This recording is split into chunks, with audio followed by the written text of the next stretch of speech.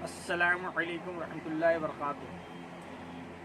यूनानी शिफा खाने में आपका एक बार फिर स्वागत है, इस्तकबाल है।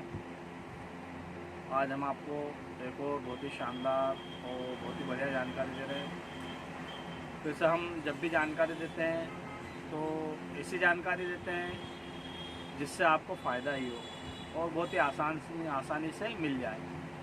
आज हम एक ऐसी चीज़ की बात कर रहे हैं जो कि हमेशा हम इस्तेमाल करते रहते हैं और मार्केट में देखने को मिल जाती है। उसके बाद भी उसके गुणों के बारे में हमें कोई जानकारी नहीं है। आज हम अरबी के पत्तों के बारे में जानकारी देंगे।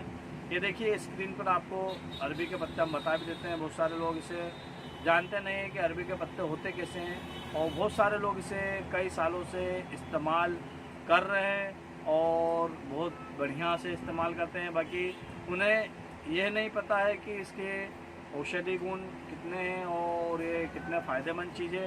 तो आज इसके फ़ायदों की पूरी आपको जानकारी देंगे ताकि आप इसे इस्तेमाल तो कर ही रहे हो, बाकी इसके क्या क्या फ़ायदे हैं आज हम इसकी भी जानकारी आपको दे देते हैं। तो सबसे पहले तो मैं आपको बताऊंगा, अरबी के पत्तों की सब्ज़ी भी बनती है, इसका सूप भी बनता है और इसकी भुजी भी बनती है।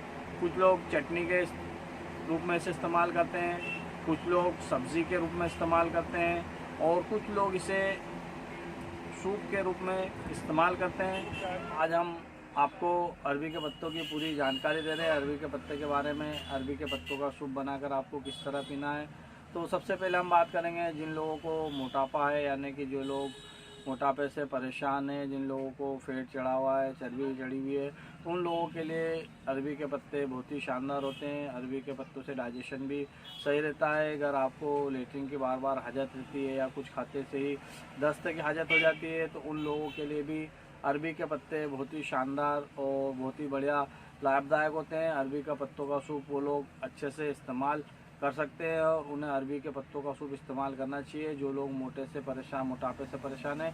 इसके अलावा अरबी के पत्ते दांतों के लिए भी बहुत ही शानदार है। जिन लोगों के दांतों में सड़न लग रही है या पायरिया जैसी शिकायत है या दांतों में खून आता है या मुंह से बदबू आती है, तो वो लोग भी अरबी के पत्तों के सूप का इस्तेमाल कीजिए। वो लोग भी अरबी के पत्तों का सूप पियेंगे तो उन्हें इस बीमारी से निजात मिल जाएगी। इसके अलावा जो लोग आँखों से परेशान हैं, आँखों में या तो मोतियाबिंद है या आँखों में जलन होती है, आँखें लाल रहती है, तो या आँखों की रोशनी कम हो रही है, उन लोगों के लिए भी अरबी के पत्तों का जूस बहुत ही लाभदायक होता है। वो लोग भी अरबी के पत्तों के जूस को इस्तेमाल कीजिए। जिन लोगों की नज़र कमज़ोर हो जाती है वो लोग इससे अच्छे से इस्तेमाल कर सकते हैं। यहाँ तक कि ये सर्दी खांसी जुकाम वालों के लिए भी बहुत ही बढ़िया सूप होता है। जो लोग कफ़ के मारे परेशान हैं, जिनको कफ़ आते हैं या खांसी बंद नहीं हो रही है, तो वो लोग भी अरबी के पत्तों का जूस इस्तेमाल कर सकते हैं। अगर शरीर में कहीं भी सूजन हो तो सूजन वाले लोग भी इसे अच्छे से इस्तेमाल कर सकते हैं। सूजन के लिए भी ये बहुत ही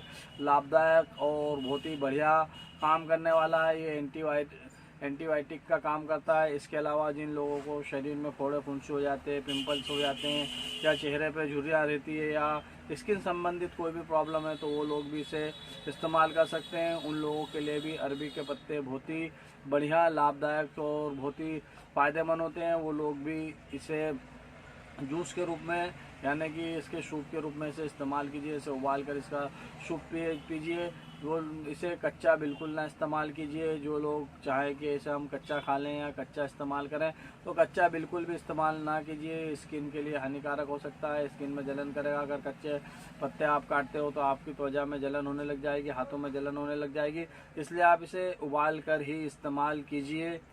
ये जिन लोगों का दिमाग काम नहीं करता है या दिमाग स्थिर नहीं रहता है, नींद नहीं आती है, थकान सी लगती है, या जो लोग कंप्यूटर या मोबाइल ज़्यादा चलाते हैं, उन लोगों के लिए भी ये बहुत ही शानदार और बहुत ही लाभदायक होता है। इसके अलावा भी अरबी के पत्तों के अनगिनत फ़ायदे हैं। हम बात करेंगे तो इसे बहुत ज़्यादा लंबी वीडियो हो जाएगी, इसलिए हम आपको शॉर्टकट में जो भी चीज़ बताना चाहते हैं आप उससे फ़ायदा उठाइए।